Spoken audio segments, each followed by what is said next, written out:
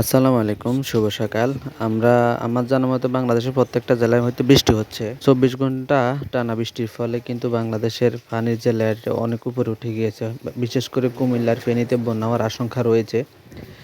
কিছু জায়গায় দেখতেছিলাম যে পানির যে লেয়ারটা এটা অনেক উপরে উঠে চলে আসছে।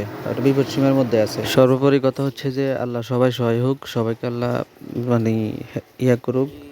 আর মানুষ সবাই যেন সবার সকল প্রস্তুতি নিয়ে থাকে। আর এখন আরেকটা দিক হচ্ছে যে ব্যবসায়ীদের জন্য প্লাস পয়েন্ট। কেননা তারা বৃষ্টির কারণে ধান, চাল এগুলার দাম বৃদ্ধি করে দেয়। মানে এই দেশে আর কোনো কিছুর ইয়া নাই।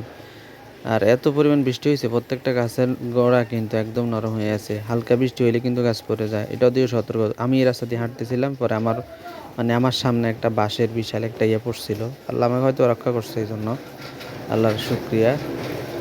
সবাই সবার স্থান থেকে হেফাজতে থাকবেন, নিরাপদে থাকবেন। সবাই সবার জন্য সজাগ থাকবেন। চোখ কান খোলা রেখে তারপরে চলাফেরা করবেন এই বৃষ্টিতে।